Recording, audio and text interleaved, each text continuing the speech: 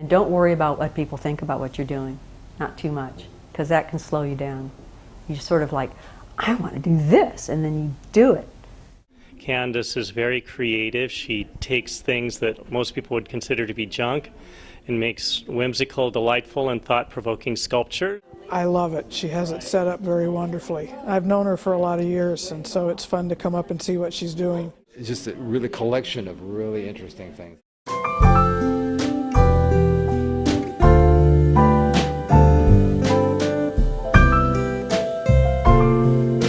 What do you think about when you hear the word artist? Most people would think about someone who paints or draws. But have you ever heard about a found object artist?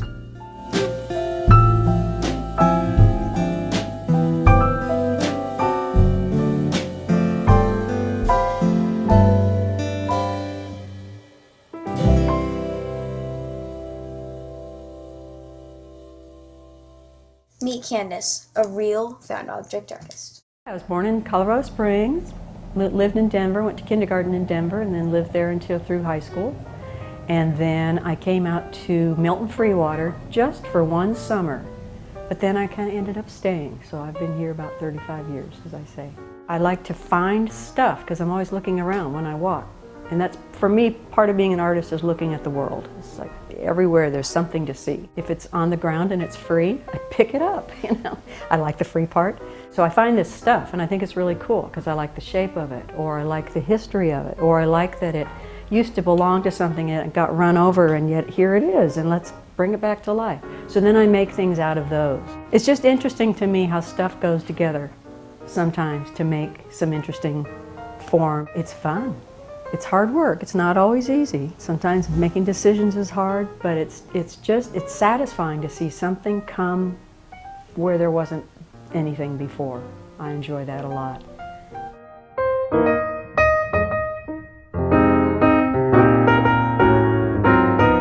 I like to make faces a lot because I think faces are really intriguing and they're fun to make. They're fun as I'm doing it. I have a good time with them.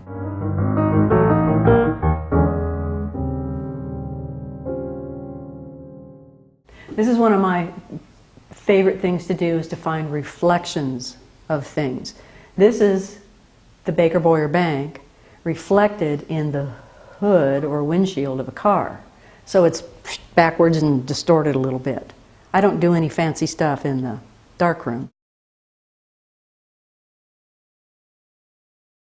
We found out that art isn't Candace's only interest. A few years ago, there was a big developer from Bend, Oregon, wanted to come out and build hotels and golf courses and the such and the like in the wheat fields out here. And so a few of us thought that wasn't such a good idea.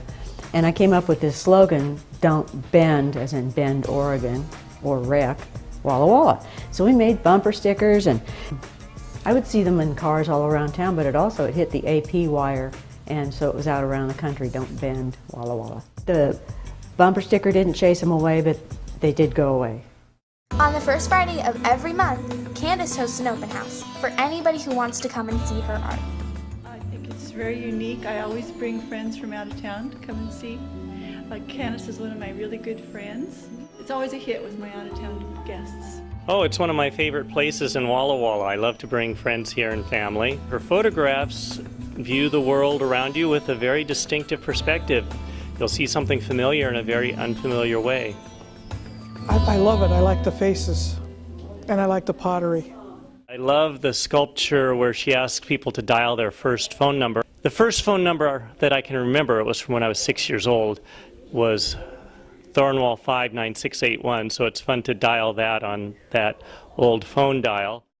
Candace's studio is located on the second floor of the Barrett Building, located in the heart of downtown Walla Walla, Washington. This whole building, which is called the Barrett Building, was built in 1885, I think. And when I moved in, this part, which now is kind of the older section of the building, it was the modern section. And it was renovated in the 1940s. But then since I've been up here, that modern section down there has been renovated. That was in the 1880s.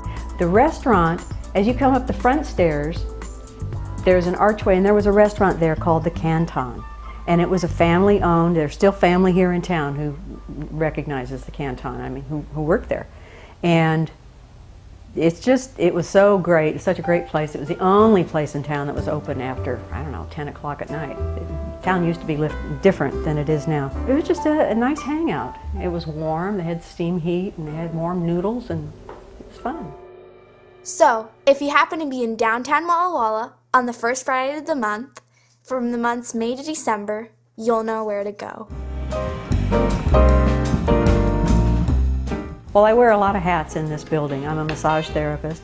I don't wear a hat for that, but that's what this table is for.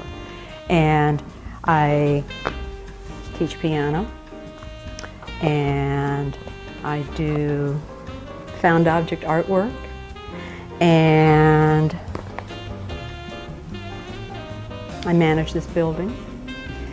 And so I guess I haven't told you those things.